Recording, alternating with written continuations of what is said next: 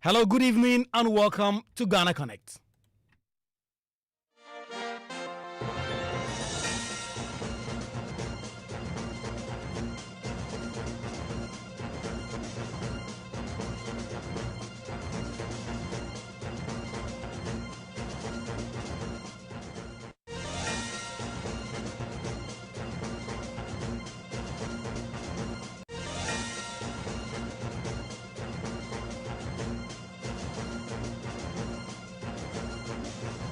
A big conversation this week, and in fact, on this show, we've had that conversation before. The discrimination in schools, that question, when Shafiq Osman sued Wesley Girls, that matter came up for hearing partly this week, and it generated such a big conversation. It's a very simple matter. Some Muslim students in Wesley Girls who are demanding that they be allowed to fast and pray. Just that. And it became such a topical conversation since 2021. And then Shafiq Osman, a lawyer, a Ghanaian lawyer who's now based in the UK, sued Wesley Girls, the Attorney General Education Ministry. And the Attorney General did file his statement of case, opposing the reliefs that are being sought by the gentleman in question, talking about how they believe that Wesley Girls is a Methodist school. They must be allowed to express their Methodist faith, but not only that, they must be allowed to exclude other faith if they so wish. That was on the face of the statement of claim that was filed by the Attorney General. Generated such a big controversy, with people asking, what is it about Muslims fasting on their own stomachs or going out on campus, right on campus, with a space to pray for 5 minutes every time? What is it about that would detract from the Methodist faith of Wesley Girls? It's kind of a big conversation. Christian Council, the Ghana Catholic Bishops Conference, they put out a statement. The Muslim Council have also put out a statement. And so it's become a very, very important subject with people talking about how that could really spell some real doom for the so-called religious harmony that we have in the country. So where do you stand on that? We connect on these matters right after these messages. Hey, Ruben. Every 2 seconds notification. The Momo keeps on coming. It keeps on coming, eh? Ma, I am the community Momo man now. People send money, and with the Momo app, every payment is done. My transactions are flying. Hey, Adeng. Ah, ma, you didn't know, eh? Over 2 million Ghana cedis is up for grabs in the Stillman Saka promo. Transact more than 100 Ghana cedis with your Momo app, and you could win daily, weekly, and monthly cash prizes, and 100,000 Ghana cedis grand prize. And it's not just payments and money transfers. Bank to wallet transactions, savings, loans, investments, pensions, POS transactions, and Momo transactions from other partner platforms qualify. This promo runs in collaboration with the NLA on the Caritas Lottery platform. Terms and conditions apply. Son, we are so proud of you for setting up this hospital. I really love those hospital beds and waiting chairs. By the way, did you import them? No, Dad, I didn't. I actually got them from Kingdom Books and Stationery right here in Ghana. Wow. We also bought our office supplies, safes, executive desks and chairs from Kingdom, and they gave us expert advice on how to set up our office. Guys, that makes 3 of us. I also got our sofa and bedroom sets, plus our dining hall furniture for our new home from Kingdom. Wow, Mom, that makes 4 of us. I usually get my stationery items from Kingdom, and my teacher also mentioned that our classroom furniture was provided by Kingdom. So there you have it. Whenever you're thinking about setting up an office or acquiring furniture for your home, etc., Kingdom Books and Stationery should be your first port of call. With over 40 years experience in the industry, we stock and supply a wide variety of globally sourced office and home furniture, stationery and equipment. Visit our head office, Takweje, Osu near the Osu Cemetery, Temania Community 4, Takrady opposite Vijay Mays Plaza, Cape Coast University Bookshop, Spintex Road near Absa Bank, Atomic Center Point Mall, Winneba University Campus, KNUST, the University Bookshop, and Santasi in Kumasi. You can also visit our shop online, www.kingdomstoreonline.com. Hurry while stock lasts. For further inquiries, contact us on 050-162-0810 or 0302-764-101. Email info@kingdomgh.com. Kingdom Books and Stationery Limited, where quality and affordability is assured. Terms and conditions apply.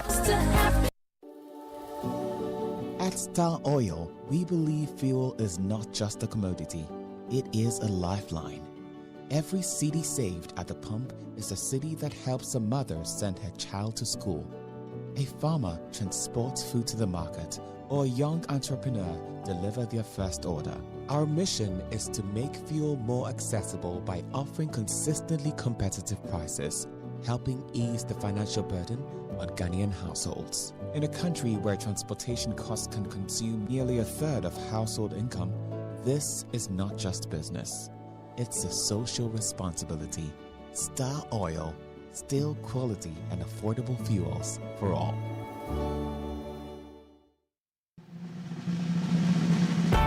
For many years, we've been solving Ghana's water storage problems with quality tanks. Syntex tank.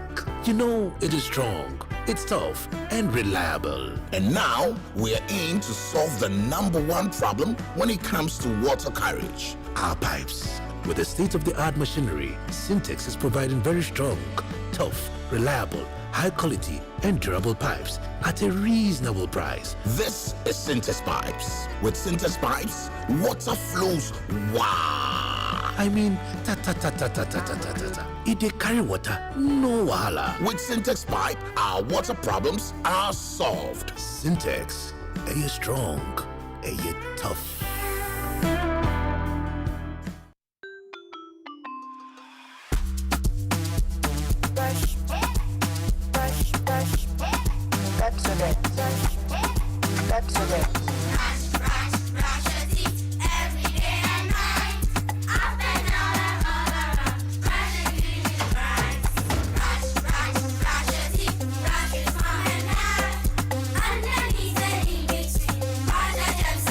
Brushing gets more fun with your kids with the new Pepsodent Kids toothpaste. Give your smiles protection that lasts. Grab yours today from a store near you. This advert is FDA approved.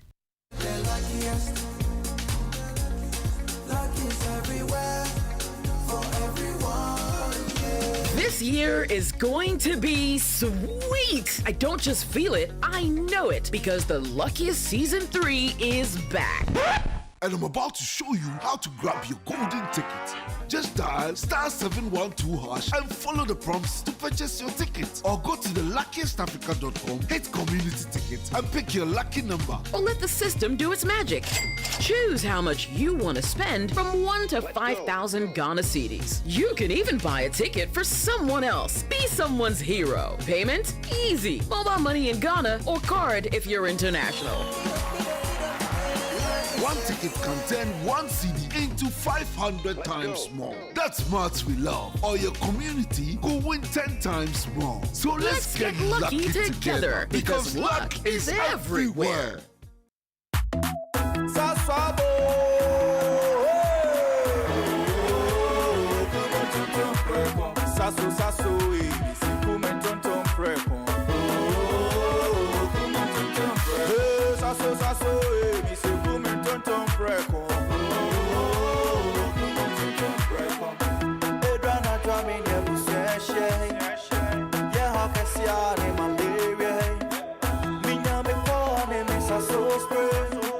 Every mosquito standing run away. Oh, come on, tonton preko. Sasso, mi se come tonton preko.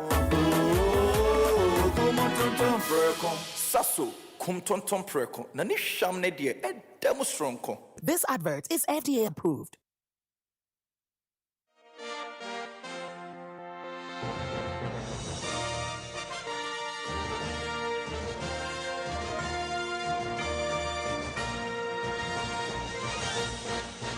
Welcome back to the show, and I can't wait to introduce my guest to you, but just to give you some context as to all that has been happening, listen to this.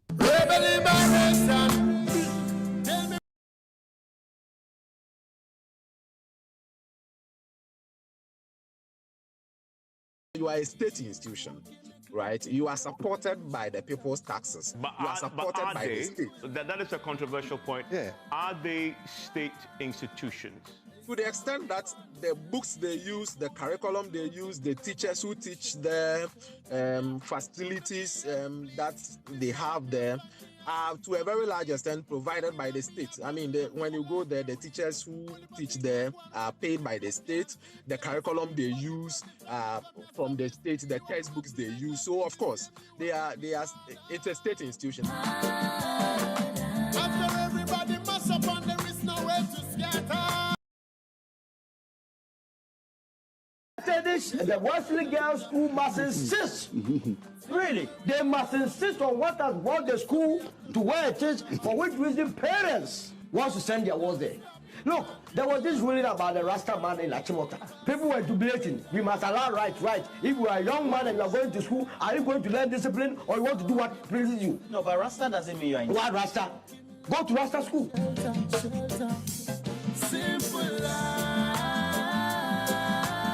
So it's a big conversation, and let me introduce to you the brilliant minds and very important people that have agreed to join us on this conversation.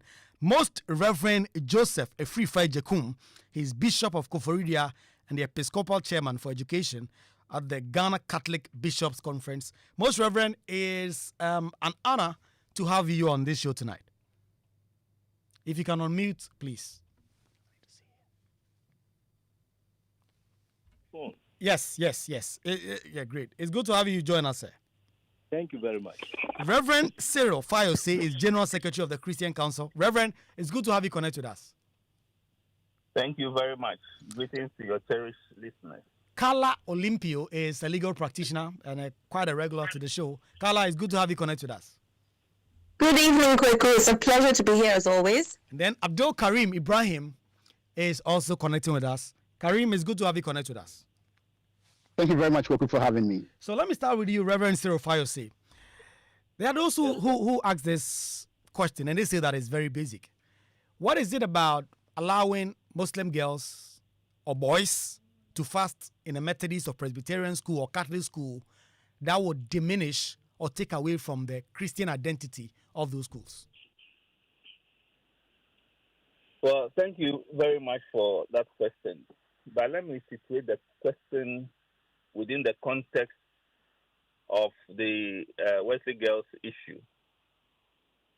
First of all, in the case of the Wesley Girls issue, the regulation not to fast in the school was issued by the school to all students, not just Muslim students, to all students. And in fact, it was the Christian students who were indulging in excesses of fasting and prayer that was affecting their academic output and also their health. That is why the management of the school decided that once you are in school, there will be no fasting and these excessive prayers must come to a stop. These are things the Christian faith believes in. But if it's going to affect the academic work for which reason they are in school, then they must put a stop to it. It just happened that there was a Muslim in that institution who then wanted to fast and was not allowed to fast because it is a school rule that affects everyone equally. So we are not saying that Muslims do not fast in Christian schools, Presbyterian, Methodist, Catholic. In fact, the mission schools, the Christian mission schools have been very accommodating of other faiths, especially the Muslim faith.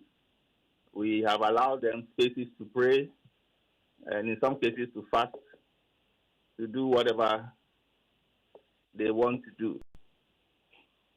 So there's no rule like that. We have been very accommodating. But this is a case where a school needs rules, very strict rules and regulations to be able to instill discipline in the students so that they can be groomed morally, intellectually, physically, and spiritually. So that is what happened in that case. Yeah. Reverend, but we can cite several examples of Catholic, Methodist, Presbyterian schools that have provided spaces for people of other faiths. You're right. And in fact, a lot of students have spoken about how they've gone to Ogasco, Infantipim, and there is really no restrictions on them. But just taking very briefly on the Wesley Girls issue. Just if you can answer that briefly for me, then I can go to Most Reverend, and the other guests can chip in. The right to join a religion and to profess or manifest the religion is a constitutional guarantee under Article 21(1)(c). So if someone says they are Muslim, that is their right to practice a religion. And part of manifesting that religion is observing Ramadan and fasting, for instance. So would you not consider that undertaking by the school, even if it meant well for everybody, it's unconstitutional? You see, let's not confuse religious practices and rules, let me say school regulations and rules. These are two different things. That's why I'm saying that even for Christians who are in a Christian mission school, the rule said they cannot or they should not fast, which is their constitutional right anyway. But they are not there for religion, for religious purposes. They are there for educational purposes. So let's get that distinction clear. And in terms of the constitutional right to freedom of religion and association and so on, it is not only an individual right, it's also an institutional right. The churches also have a right to set up their own schools to educate their members in ways that they want to educate them. So we also have that right. Are you with me? It's not just the individual, but when the individual is coming to that school, he's not coming there to practice a religious right, so that you can say that we are preventing that person from practicing a particular religious right. He's there for educational purposes. And in any case, he or she had a choice to come to that particular institution. He knew that is a Christian mission institution before he chose to come there. So those are the facts of the case. Yeah, interesting. Thank you very much, Reverend Sirfaja. Please hold it there for me. Most Reverend Joseph Efifrejekum, there are those who said that the Christian leaders perhaps have acted in a little bad faith, because just this year you signed an MOU with the what do you call it, Interior Ministry. All the other stakeholders came on board, and in that MOU you committed that you are going to allow students to fast subject to certain conditions. For instance, in MOU says that the parents should seek permission from the school, just so that you know that the parents approve of that. And you also give spaces for the students to pray. So they see the very tear statement you put out this week, sort of defending what is going on in Wesley Girls, as a bit of going back on that. Where do you stand on that, sir? Your voice was a bit low getting to the end of your question. But if I understood you, I would like that I personally do not want to comment on the Wesley Girls Senior High School issue because it is in court.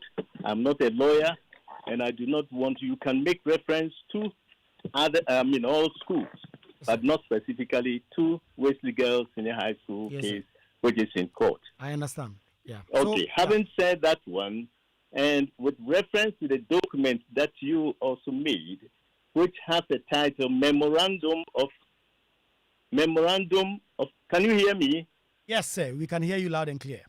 Okay. Memorandum of Understanding to guide religious tolerance in schools, agreed and adopted by government-assisted and private mission schools,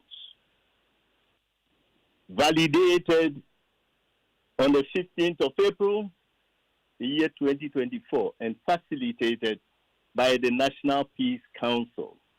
And when you look at the document, it has been signed or endorsed by the present Director General of the Ghana Education Service. And this was done on the 11th of April, 2025, this year. And if you look at the signatories, there are 13 in all, 13 bodies that have signed to this, including the Christian, the Islamic schools, Ahmadiyya, the police, and so on. They have all endorsed it. So with reference to the question that you asked, in my view, this document should even rest the case.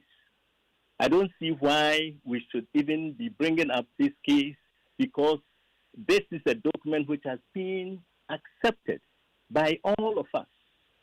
So I cannot understand why we are still talking about this, because the moment you talk about these things, you bring them to court, you bring them to parliament, you bring them on the radio, television, this issue raises tensions. And I would wish that we could even speak not in public, but that we could talk among ourselves, because it is not going to augur well for us. But of course, for the sake of discussion and argument, we all can state our minds. So if I refer to the question that you asked me, this issue is stated there. So most Reverend, you agree in principle, therefore, that schools, irrespective of the founding, should allow students within their confines to exercise some of these religious rights of theirs? Yeah, within certain confines. But if, for example, a particular school has a certain difficulty, or maybe due to a certain experience, they can also, with the understanding of the PTA and the founders of the school, decide to act maybe differently and with the consent of the Ghana Education Service. I will mention one example. At St. Rose's Senior High School, the German sisters who were running that school at that time allowed parents to bring food to their wards whenever it was visiting time. And then one time, a parent brought salad with mayonnaise, and gave it to their daughter. And generally, the other friends also joined in sharing this food. All those who ate this food eventually were rushed to St. Dominic Hospital. Thank God the hospital was not too far away. And since then, the sisters decided no more food from outside. You eat what we provide you. And so if there is any challenge, we will take responsibility for it. So, for example, this is only one example that I can cite. Whether it's relevant for this, I don't even know. But sometimes schools have certain experiences for which reason they also would not allow certain things to be done. For the Catholic Church, if I can say, we do not compel young people to fast, especially in the adolescent age. We do not, especially when they are in school studies. But if someone wants to do so, that person must get permission from the parents, so that if there are any consequences, they cannot blame any other person. The same vein, we don't allow in the Catholic Church the security forces, especially when you are on duty, 8 hours or whatever, we do not force them or compel them to fast. There are, segregated arrangements as far as the Catholic Church is concerned when it comes to these issues of fasting and so on. Yeah, thank you very much. Please hold it there for me, just like Reverend Cyril Fayose. Karim, you've heard from these two very revered Christian leaders, and you've heard from Reverend Cyril Fayose. And let me just make two issues for you so that you can just touch it before color. Listen, this is a Methodist school. They have certain things. If you cannot agree with it, you can go somewhere. And then they've also talked about how there are so many other schools that allow these things to happen. And so Wesley Girls perhaps have a very peculiar issue for which reason they're enforcing these rules. And that the conversation is being blown out of proportion, really, when we are making it seem like religious harmony is on the line. Yeah, thank you again, Kwaku, for having me. I would say that I would respectfully disagree with the views expressed in this way. And I think I totally appreciate what the senior clergymen have been talking about. But I also think it is precisely for that reason that this conversation must be had, and must be had very dispassionately across the public, across our institutions. And it is also precisely for that reason that I think the court case is also very timely and very important. And here's why I say so. And just for the record, because some of these matters are very sensitive to people and all of that, sometimes typically, and I'm not saying on this platform, typically people take very hard stance and not really account for where conversations can happen. So my background, for instance, as someone who professes the Islamic faith, but has nearly half of my family being a Christian and all of that, or somebody who has had boarding house school, gone through education here in Ghana and all, my experiences as a Muslim lead me to believe that it is not as simple as the senior clergymen understand it. And perhaps it's also based on the different orientations that we have and all of that. And so that aside, what I would say about what the current situation is, as one of the discussants made the point about the MOU and how the MOU, for instance, settles the matter. I think that if we sincerely follow the conversation that goes on or is going on this matter, and generally what it is that has led to this recurrent issue, we would understand that quite clearly a lot of people, a lot of institutions act in bad faith. They act in bad faith in such a way that if someone had not taken up this matter in the way that we are seeing it, it would continuously be treated as silos or in silos and will not have the kind of substantive resolution that is required. So for instance, take the matter of the fasting. I've heard the explanation that has been provided, and in many ways one can perhaps understand that, right? But here's also the case that we're talking about very common things like people's beliefs, their right that they are entitled to by law, among other things like that. The point I think about the way Muslims feel about some of these things is that, today we are talking about some very obvious ones like fasting and the rest, but it goes far beyond that. And it goes also far beyond even just mission-based or faith-based schools as we know them, right? So the issues are far beyond that. And for me, I think I welcome any kind of conversation that we are having, even if it is sensitive.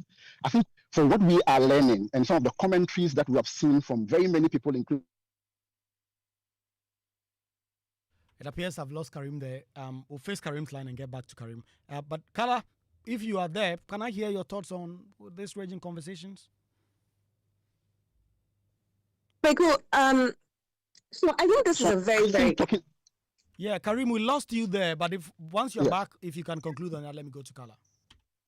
Yes, so the point I'm just making on this one is to say that given the experiences that some of us have had, we think that it is very important to have this conversation and have it in a way that all parties involved recognize something fundamental, that this country is a secular state, that this country, and especially our boarding house in high school and all of that, I've had a situation where it's been almost completely Christianized in ways that sometimes go against other people's manifestations and expressions. And I think that it is in that context that this conversation must be had. Kala. Kwaku, so I think this is a very, very layered conversation. And I also think that it's sensitive, but it's important to have. And just to give you a little bit of information about my background. So I'm Catholic. I went to a Catholic primary school, Christ the King. I went to Ghana International School, which is a secular school full of many different people from different nationalities, different religions. My stepfather, who was Nigerian, was a Muslim. My own father was Catholic. My mother was an Anglican who went to Holy Child School, which is a Catholic school. My younger siblings were kind of allowed to choose their faith. My three youngest siblings. So they, decide, because their father was Muslim and their mother was Christian, they chose to be baptized into the Christian faith when they got a little bit older. So I really believe in tolerance and openness. But I think that the flip side of tolerance and openness of all kinds, especially religious, is also to respect other people's religions. And in this case, I think that there are a number of competing rights and interests.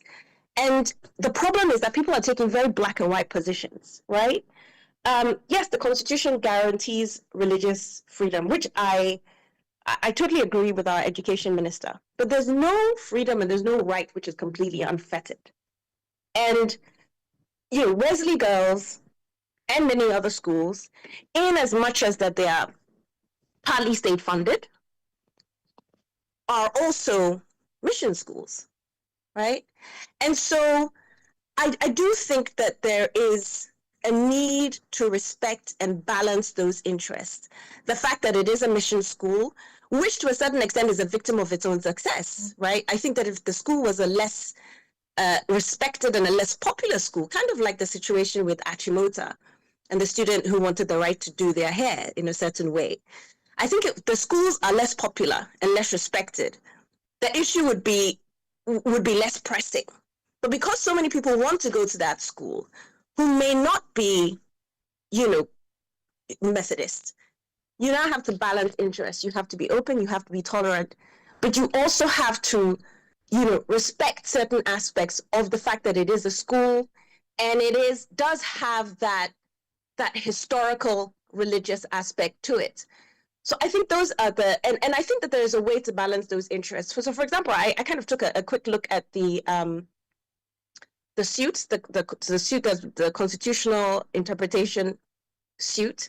And one of the things that's being alleged, if it is true, is the students are not even allowed to keep a Quran in Wesley Girls. To me, that sounds extreme. If true, and it may not be true, but that is one of the allegations.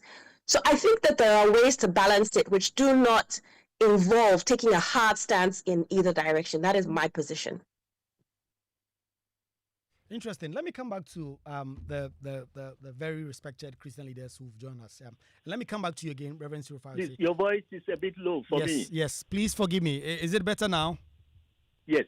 Okay. Let me start with you, Reverend Sirofar, again. In the statement that you signed together with the Most Reverend Jim Fee, you spoke about how the missions are ready to take over the schools. Is it the view that is held among Christian leaders, these very important churches, Methodist, Presby, Catholic, that these are schools you still own? Because there are still people who say that, listen, the status of the school has changed and that it's a public school, for which reason the public laws must be manifest in those schools and not the specific ethos of one particular denomination or the other. Do you get a sense that you are perhaps there's a certain effort to take the schools out of your control in terms of your ability to exert certain influence and impose your ethos on it? Is that a sense you get? Because I get a sense from the statement that you say that you are willing to take over the schools and run it.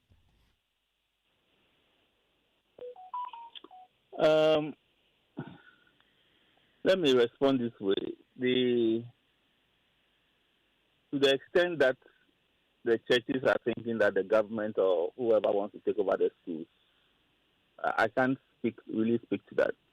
But what I know is that the schools are founded by the missions, run and managed by the missions, and owned by the mission.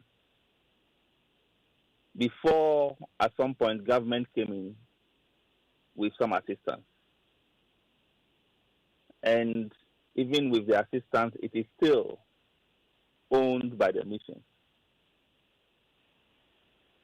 When these sort of arguments are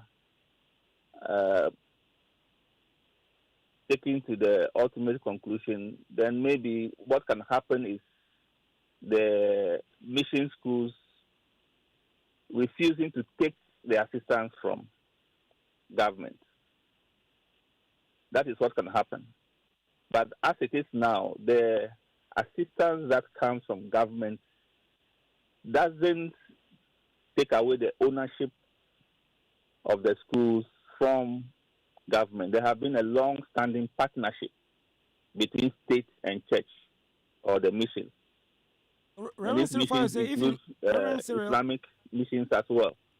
And one of the primary reasons why the government is involved in mission education is that we are providing a service that is the responsibility of the government in the first place.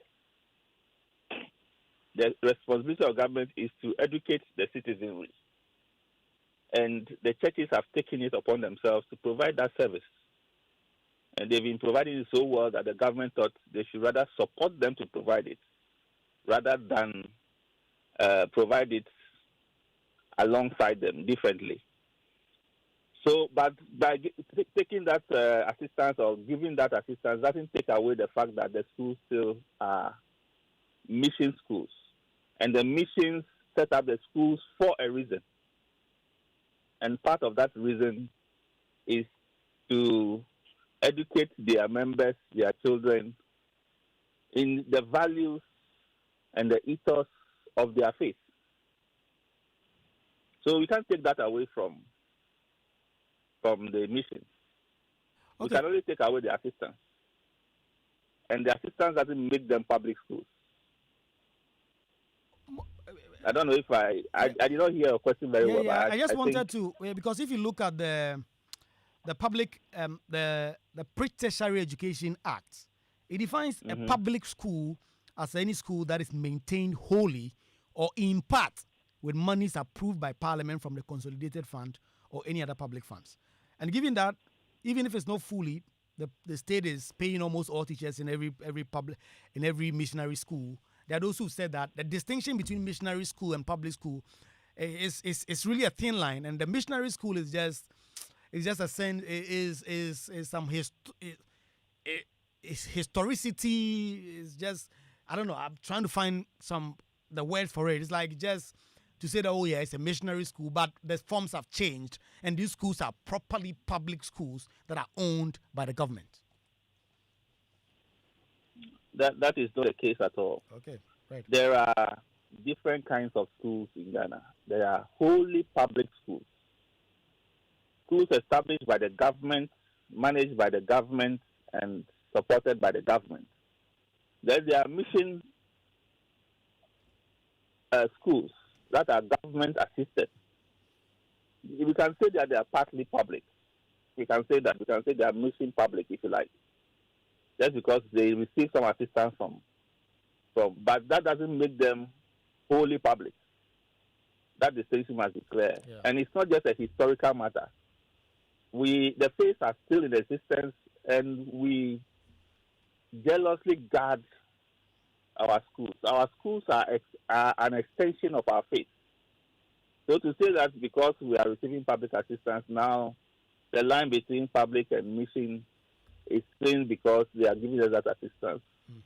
It's like saying that we should give up the reason why we established the schools in the first place and move on. Right. And that will not augur well for the schools. Yeah. We have managed the schools well, and that's why many people want their kids to go to those particular schools. Yeah. Karim, you wanted to say something? Hello, Karim. Well, it appears you have some challenge with Karim's line. We'll fix it, and then I'll get back to Karim. But Most Reverend Fife Jekum, would you say that we are really on thin lines here? Because since this conversation started, there have been people who have made such arguments that people have sought to suggest that, listen, this idea of religious tolerance is really a facade between both sides. Because you know that the chief imam marked his 100th birthday in a Catholic church, Christ the King. And at the time, it was explained that it's because he wanted to foster that religious inclusivity on both sides. Do you think that some of these things, because the Muslim councils have also put out a statement in which they actually expressed disappointment in the statement that was put out by both the Christian Council and the Catholic Bishops' Conference, because they thought that it raises a lot of issues. How do we manage this? Because there are those who say that the religious tolerance thing is a facade. Well, thank you very much. And what I would like to say is that, you see, the topic about freedom of worship, religious tolerance, and so forth in our schools. And I think it is good that we place this in the context of educational institutions. Secondary schools, or what we call now senior high schools and technical. This is the level where we are placed in this whole issue, because after secondary school, students who go to tertiary institutions, there's no problem about that. They are free to do whatever they want over there, of course, with certain limitations of the institutions that they may be in. But if we are talking about this religious freedom and freedom to practice your religion in these schools, let us not forget the ramifications and the interesting confusion that could also happen in the institutional campuses. If we take school A and we say there are students from this or that faith, Buddhist, Hinduist, whatever, traditional religious belief, and so forth, and they all want to exert their religious freedom, you can imagine the type of confusion that could happen. If now a student comes to Form 1 and says that I am coming from the fetish area, and so I have my stone, I would like to place it, I heard Master give me a place to place my stone, and every Tuesday I have to go there and perform the rites with my batakari and bodia, and I need drummers. You will find people to drum, and every Tuesday he would like to do that. You can't stop him because it's religious freedom, practice of his, and the same thing with these other religious beliefs. So in my view, you see, we are trying to look at it maybe like Christians and maybe Muslims. But if we have to extend it and expand it, I don't know what we are going to have or what we are actually putting ourselves into. Can we accommodate all these? And as far as I am aware, every educational institution, wherever the students are, they must all be there for whatever particular exercise that they have to. But if during an X program, somebody says that I'm going to drum because I have my this, somebody else says that I'm going to do this or that because that is what I believe in, we can imagine the concern and the headaches that the headmasters and headmistresses have. So that is why I feel that we should rather, as we are discussing this issue, we should rather see the present situation as quite good. And if there are any serious challenges, fine, we can look at it, but not to open the gates.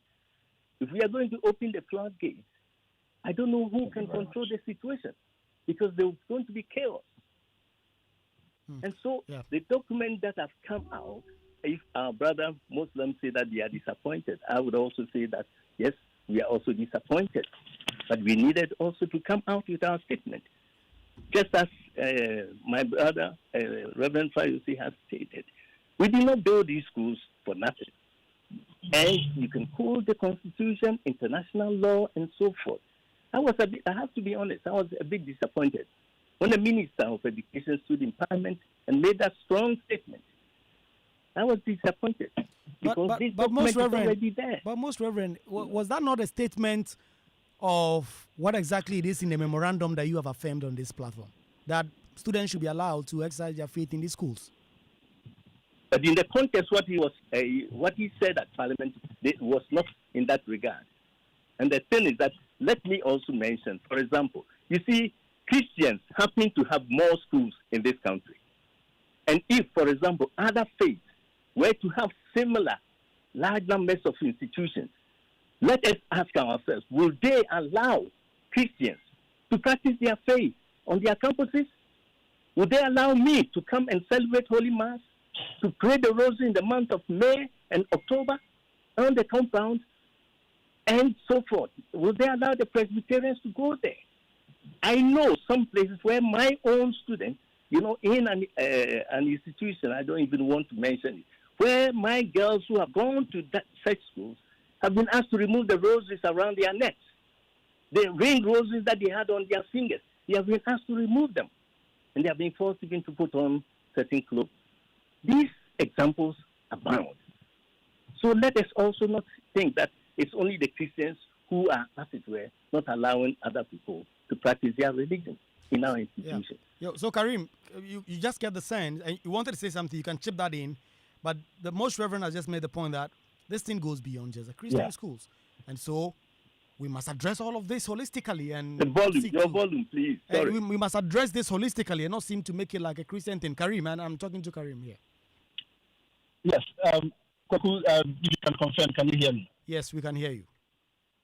All right, thank you very much. Yeah, so I obviously missed some part of the conversation, but I think I got the last part of what Reverend Pharisee was saying. And I think it also connects really to something that I really wanted to respond to. So two things. The first is the obvious concern that Reverend Pharisee is expressing now in respect of if others had their own, sorry, other faiths that is actually most Reverend Joseph Efifeje Kuma of the Catholic Bishops Conference. Oh, very well. Thank you very much for that. Yeah. So what the Reverend was saying in respect of what happens, for instance, in the counterfactual world where other faiths other than the Christian faith, for instance, had say majority of schools that they were affiliated with. Just saying if those people would have allowed them. I think that question or point is neither here nor there. And for me, it is part of the kinds of issues that obfuscate what it is that we are trying to address here. Because if we do accept that this is a secular state guided by a constitution that allows for the freedom of expression of people's faith, then one would expect that even if that alternative world were the case, we would all and should all speak against that. So I am totally fine with speaking against any situation where, as he gave the example of a place that he didn't specifically mention the school, where someone was made to remove an article of faith that they were wearing as a Christian. I think that if something like that happens, the Reverend should be able to speak up and demand that something like that ought not to be done, because within the context of the country that we are in, that person has the right to express it. And for me, my view is that then cannot be grounds upon which someone else, if they feel aggrieved about something, should not raise that objection. That's number one.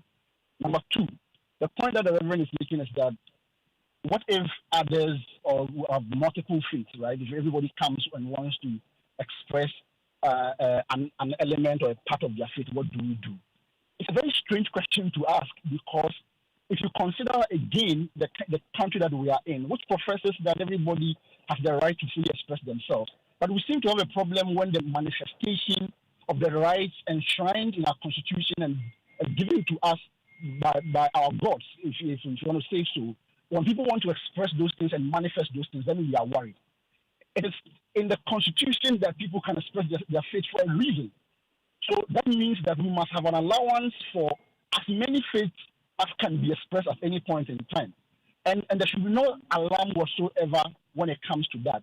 But the final point that I want to make on this, and tying that in with the ownership and the control of the school and all of that, I think that we can concede to the faith-based institutions, including the Ahmadiyya schools we have in this country, that they have some association with various faiths that we cannot deny. But you cannot also use that against me, whose father or parents have paid fees or contributed to tax, for instance, right?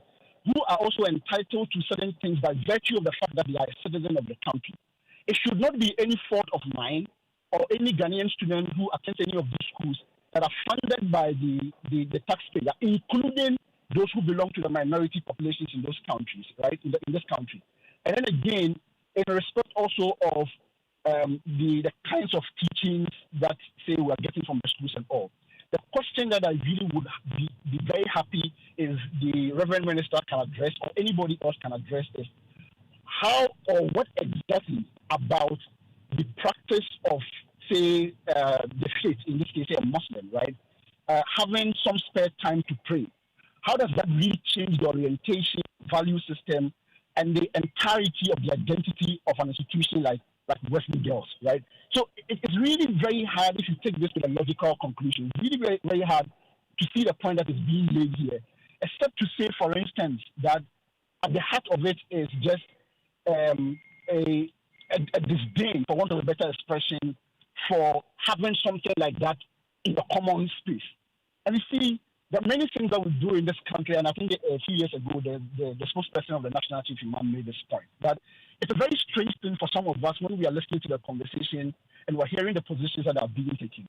Because when we do a lot of those informal, very nice things about the Chief Imam visiting the Catholic Church, and nearly everybody in this country visiting him, and all of us doing almost all of these things, we play around on many, many things, right? Now I'm beginning to really wonder that all the things that I've been doing with friends and colleagues when it's a Salah and we're playing around and we're joking eating somebody's food here and there and all of that. And then tomorrow, the next day, if something like this comes up and someone is asking for a very modicum opportunity to express themselves and behave as they are Muslim, then we're told that somehow that cannot be done because if you allow that, then it tinkers with the orientation, the value system, and everything that these faith-based institutions represent. It's a very strange thing to appreciate. And so for me, I think that context is very important. Let us not lose sight of the fact that the people that we are having a conversation here with, those who are raising these kinds of objections, are also citizens of this country. And they are attending institutions that have, I mean, we can play around with the semantics as to whether or not publicly assisted means that it is private or not. But the point here is that it is taxpayers' resources that are going into these institutions. And I think that in terms of proportionality, right, a great deal of the identity of these schools, even including those that are not fundamentally mission-based, are predominantly Christian. I went to Konongo Odumasi Senior High School. I was the senior prefect of Konongo Odumasi Senior High School. I saw it through all of that. These are the main schools, for instance, in this country that run what we call retreats or all-night services, bringing pastors from outside of the school and forcing everybody during a particular period doing all-night service, among many other things like that. We haven't fought those things or completely said, for instance, that, I mean, those things cannot be done. I mean, in my view, I should say that it should not be done. But the point is that the tolerance of those things have consistently been there. So today, when Muslims ask for something as basic as allowing them, in spite of all the other rules and arrangements of the school, to do something as basic as being able to pray or express their faith and not be reported by their colleagues. Because what is happening in Wesley Girls, as other alumni have reported, it's completely unfortunate. Putting your children in school, getting their colleagues to report on them that they are doing something as basic as praying. For me, I think it's the height of intolerance. And some of this might not come very clearly to the Reverend Minister based on the conversation that we are having here. But these are the experiences that we also have.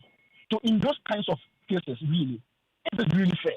And the question that I think we should also ask ourselves is that, really, what would Christ do in this case? Yeah. Please hold it there for me. Carla, I want to know what you think should happen. Because obviously there must be dialogue. And I've heard around this table, the Reverend Ministers have said, okay, we must talk around the table. But this matter came up in 2021, and the dialogue could not solve it. There's an MOU signed this year, which hasn't solved this. And that is why there's a matter currently in court.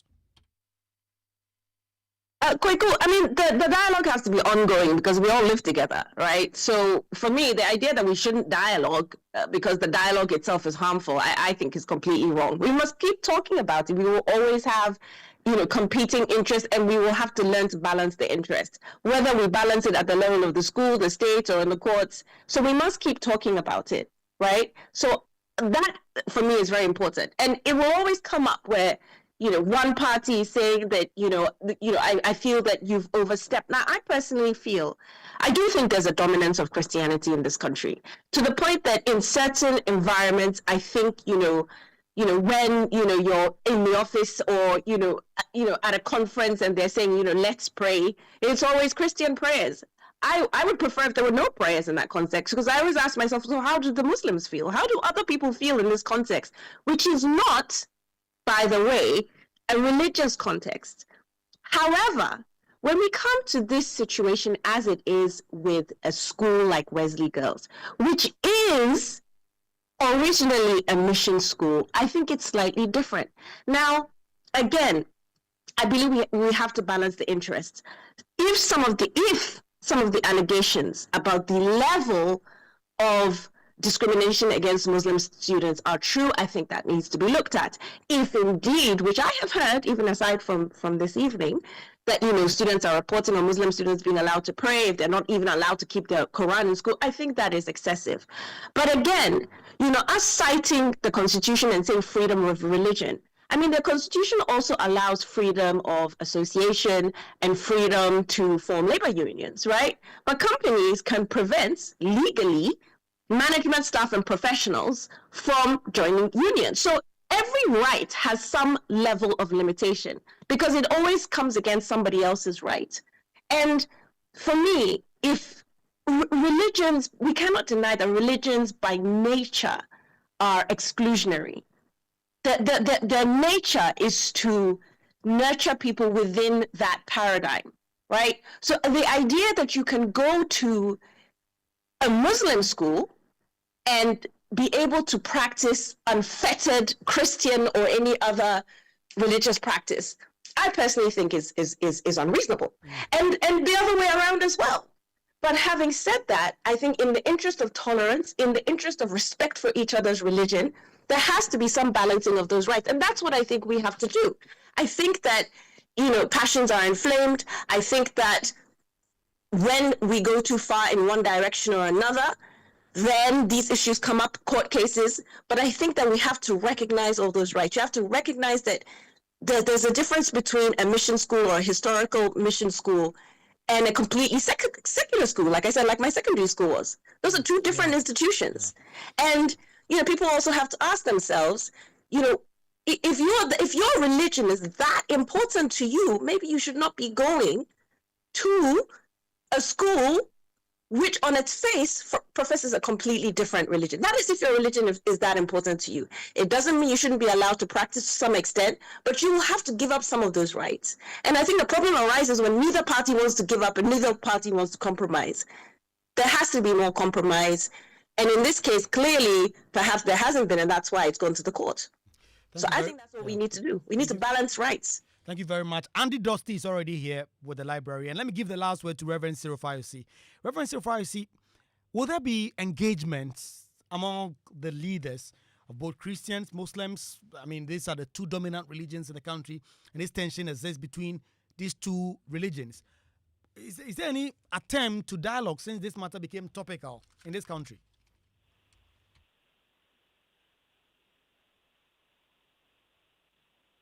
Is Reverend Fayose there? Reverend Jemfi, are you there? What it appears, I've lost. Karim, are you there? Yes, I'm here quickly. Yes, I'm trying to talk to the reverends on dialogue. It appears I don't have them. But what do you want to see, very briefly, before Andy Dossi take over? Yeah, so for me, I think that we need to travel the full length of this. I think that we also need to be more sincere in the kind of conversation that we are having. I think that the Christian identity across our schools, be it mission schools or so-called secular community schools, it's very obvious. Nobody's going to take that away. And I think that we need to respect the idea that we live in a secular democracy, and whether or not one belongs to the minority, they are also part of this country. If they want something as basic as being able to express their faith in an institution that is funded by people, I disagree with Carla that if your faith is important to you, perhaps you should not consider these things. I don't think that is entirely accurate, because this is also about taxpayers' contribution as well.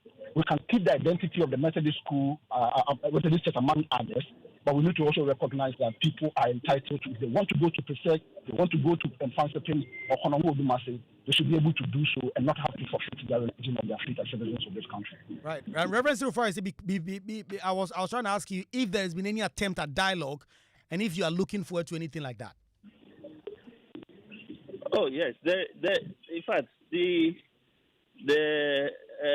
memorandum of understanding that was signed between the missions and the Ministry of Education and facilitated by the National Peace Council, it's a clear attempt to dialogue on some of these issues. Hello, can you hear me? Yes, sir, I can hear you. Hello? Yes, yeah, Reverend. So it's a clear attempt to dialogue on these issues. And the Christian Council of Ghana, the Catholic bishops, we have joint meetings with the Islamic Muslim friends, and we do things together. So there is a lot of room to dialogue. In fact, we did a lot of dialogue. That memorandum was reached by all the two major faiths, including the Ahmadis and the office of the Chief Imam. Yeah. Right. They were all there. So we are ready to sit down and talk about these things and find amicable ways to resolve them. But the problem is that someone is insisting on his constitutional right and taking the matter court. And once it ends up in court, then we have to be at the mercy of the court as to which way to go. And sometimes legal decisions are not. They are zero-sum situations. They are not a win-win situation. There may be losers and winners. So that is a problem. But if we bring this back home and talk about it at home, we can dialogue and resolve this amicably. We have been doing this for years. Yeah. Thank you very much, Reverend Cyril Fayose, the General Secretary of the Christian Council. Thank you very much for joining us. Also, Most Reverend Joseph Efrife Jekum, Bishop of Kufuria and Episcopal Chairman of Education for the Ghana Catholic Bishops Conference. Thank you very much. Kala Olympia, a lawyer, you heard her, as always articulate. You heard her. Abdul Karim Ibrahim is also a journalist. You heard him also share his views on this. Andy Dusty is up next. But tomorrow on Newsfile, Wesley Girls. This matter is still on Newsfile tomorrow. Whose rights prevail? And then there's also the matter of the Pandai rerun, travesty of justice. And then myth, 700 million CDs lost, 11 million CD wasted.